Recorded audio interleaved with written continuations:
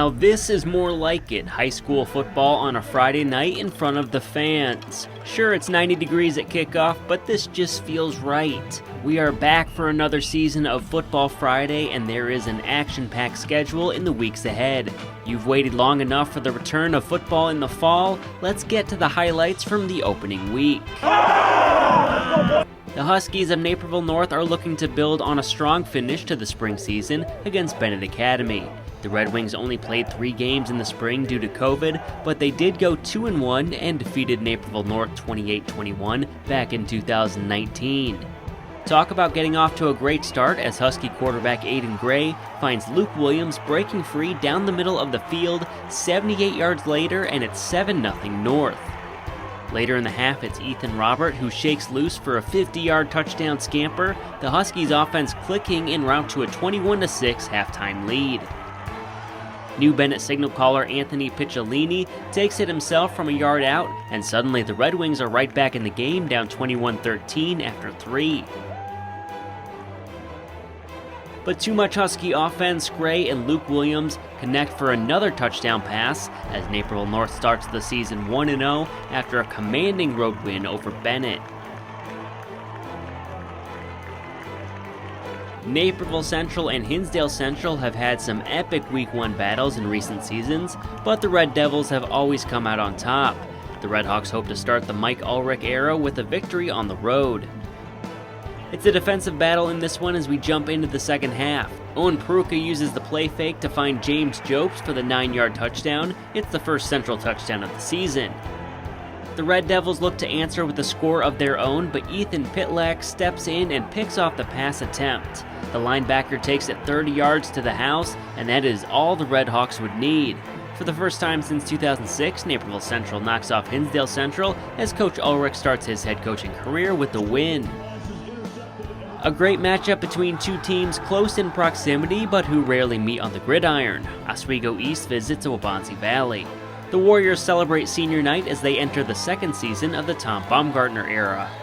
Late in the first half, Wolves quarterback Trey Jones takes it himself 43 yards through the Waubonsie D to the end zone. Oswego East takes a 10-0 halftime lead. In the second half, the running combination of Jabron Lee and Antonio Torres leads to a touchdown drive for the Green and Gold. Torres takes it in from 25 yards out to put Dub V down 17-7. Waubonsie looking to make a comeback, but an incredibly athletic play from Oswego East linebacker Jared Beatty forces a turnover. Beatty swipes the ball away, and the Wolves snag a road victory on senior night over the Warriors. Despite a winless spring season, Metea Valley has high hopes entering the fall with 5 returning all-conference selections. The Vikings of Geneva come into Aurora looking to spoil the opener.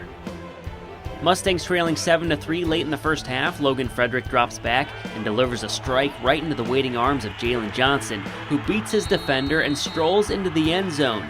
MV up 9-7 at the break.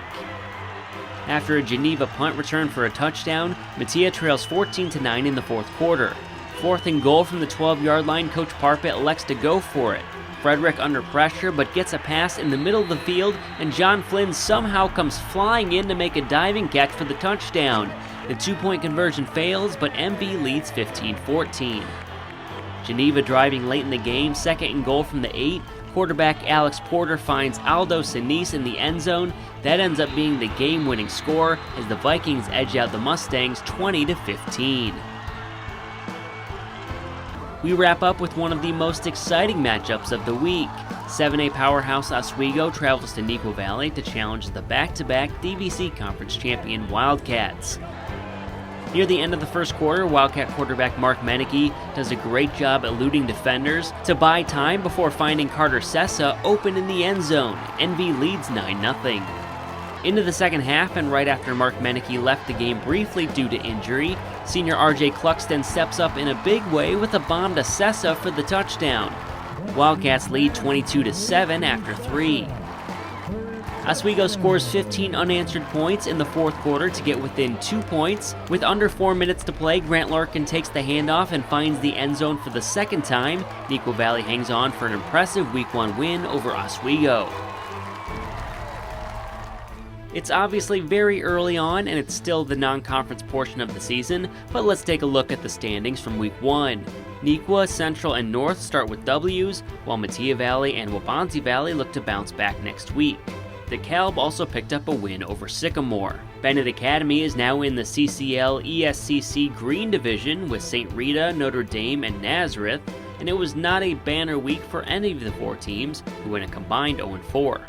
Looking ahead to the Week 2 schedule, some more big-time non-con matchups ahead. Naperville Central hosts powerhouse Lincoln Way East, Neuqua Valley travels to Wheaton-Warrenville South, and Waubonsie Valley visits St. Charles East.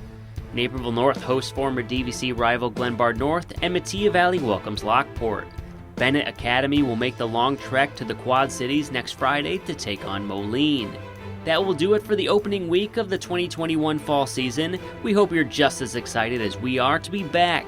For Football Friday, I'm Justin Cornwell.